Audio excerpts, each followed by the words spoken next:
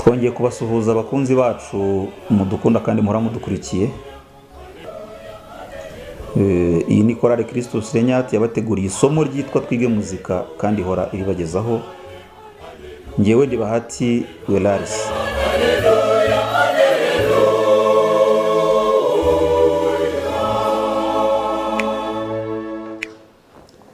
Reka tugere ku cyitwa ingendo. Ingendo biturutse ku nshinga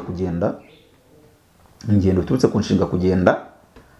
Ingendo ni igikorwa kigaragaza urugero rw'umuvuduko w'ijwi ibiririmbwa bikwiye cyangwa bigomba kuririmbwamo.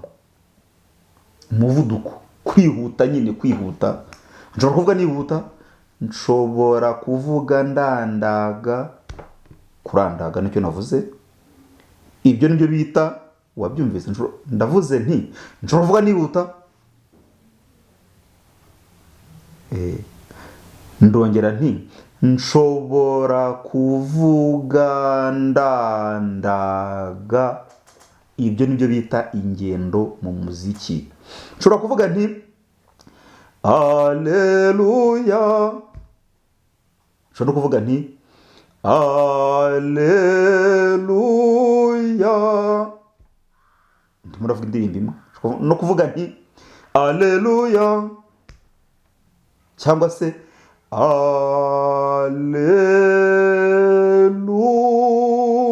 Alleluya. Urumva ko umuvuduko ndimo ngendaho muri Alleluya imwe uratandukanye. Icyo nicyo bita ingendo. Zimwe mu ngendo zikoreshwa cyane rero zigabanyije mu byiciro bitatu by'ingenzi mu muziki. Hari izo bita ingendo zizarira cyangwa ingendo zirandaga. Hari ingendo ziri mu rugero n'ingendo zikataza. Ni ukuvuga ko ingendo igabanyije mu byiciro bitatu mu buryo bwo kuririmba. Hari ingendo zizarira, ingendo ziri mu rugero n'ingendo zikataza. Mu ngendo zizarira dusangamo nka largo, grave, lento, allegro, adagio, lentissimo n'ibindi. Ayo magambo twabashyiriye mu Kinyarwanda muri note murayasangayo. Mu ngendo ziri mu rugero dusangamo nka andante, moderato, allegretto n'ibindi. Mu ngendo zikataza dusangamo nka allegro, presto, prestissimo, vivace n'ibindi. Ni byinshi. Muri note birimo, buri jambo rifite icyo rivuga mu Kinyarwanda. Murabibona kugira ngo igihe urigezeho uhite umenya uti aha ndashingura, aha ndagenda mu rugero, aha ndagenda gahoro ndarandaga. Kuva aho iryo jambo rigera kuza kugera aho uri buze gusanga irindi jambo rihindura ingendo, rihindura muvomo. Bitewe kandi n'inyubako y'interuro nyamuziki, ingendo zishobora kongerwa. Izi nazo zikunze kongerwa bitewe n'interuro nyamuziki. Ugasanga icyo amagambo ubwayo avuga, amagambo avuga, niba tuvuga tuti nzakataza nzeho gusanganira, ntabwo wabiririmba wenda uvuga uti nzakataza. Iyo kataza yawe nta hantu yazakugeza, nubwo nabyo byashoboka, ariko wari ukwiye kuvuga uti nzakataza. Birumvikana ko wari ukataje rwose kugira ngo ujye kumusanganira.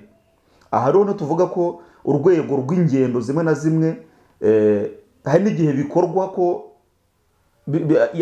ibiririmbwa bihabwa ingendo runaka bitewe n'amagambo aririmbwa, ariko nta jambo rindi ryashyizwe hejuru y'aya magambo rigena ko ahantu uri buze kubitwara gutya.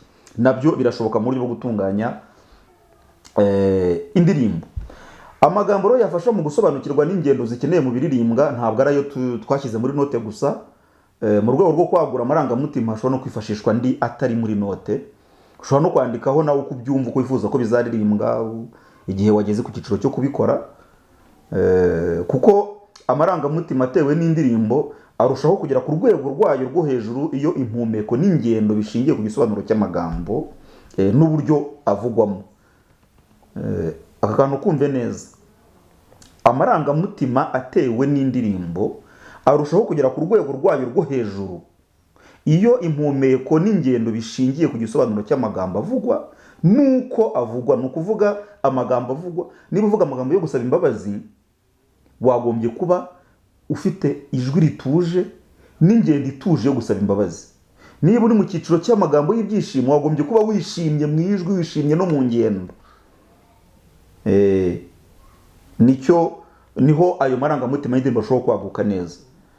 Nk'uko rero twagiye tubivuga no mu masomo yabanje cyangwa yabanje, imyitozo murayisanga muri note idufasha gusobanukirwa n'ibyerekeranye n'ingendo n'impumeko.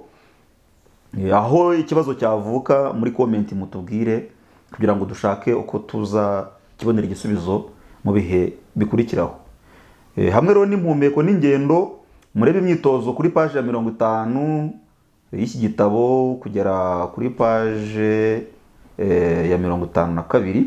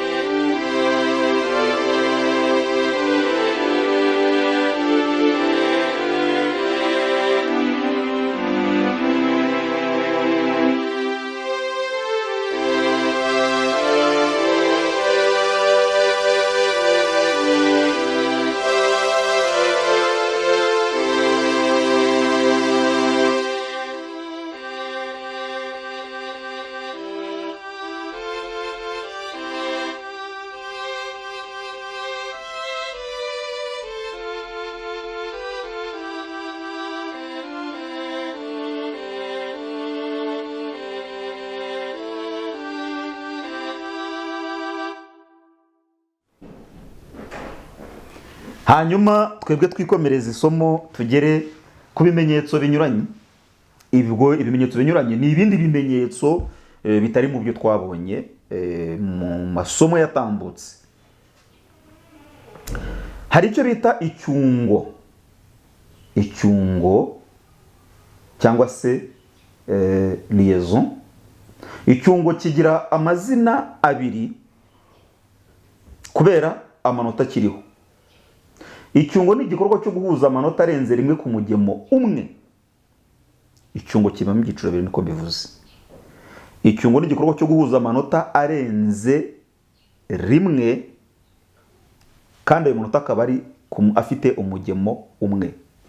Turaza kwandika kugira ngo bidufashe.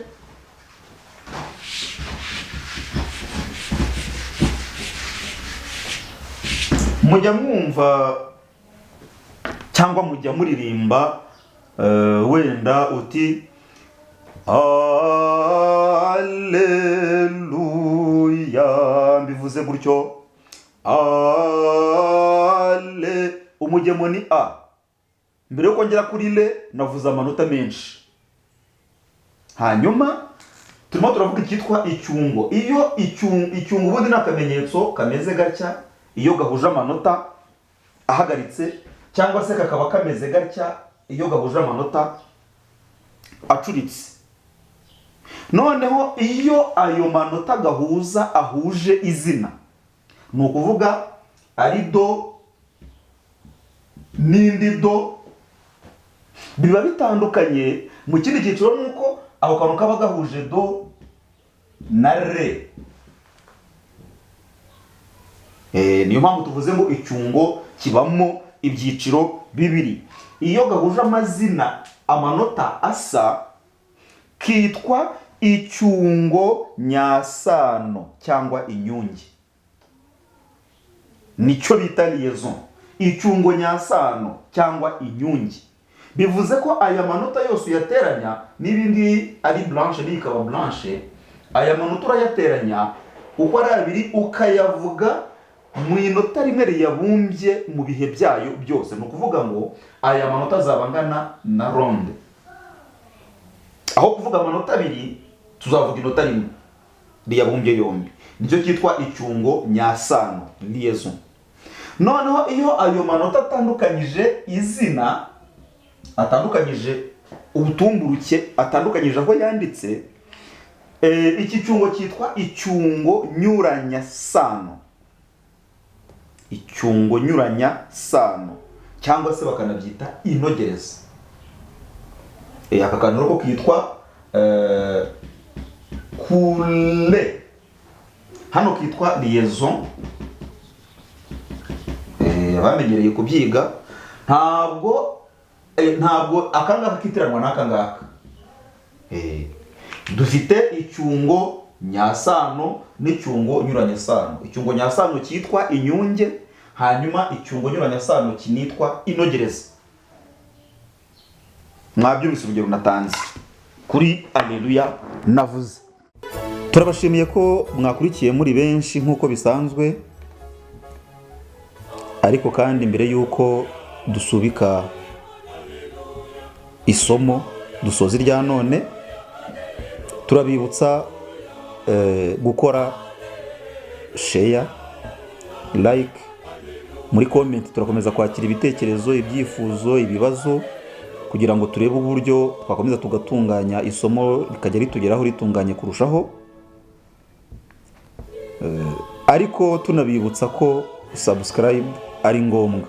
Utarayikora n'ubuzi utarayikora, mwibutsa ako kantu kugira ngo isomo rijye riza hita ribona ku buryo bwihuse. Mwibuke kandi ko kwiga ari uguhozaho. Uko amasomo agenda akurikirana, ni byiza ko mugira imbaraga zo kujya muyasubiramo. Iyo ko muyasubiramo niko mugenda mugira uburyo n'ubushobozi bwo kumva azagenda akurikiraho. Ngaho rero nimukomeze mwige kandi mwigire kumenya. Murakoze. Ibihe byiza.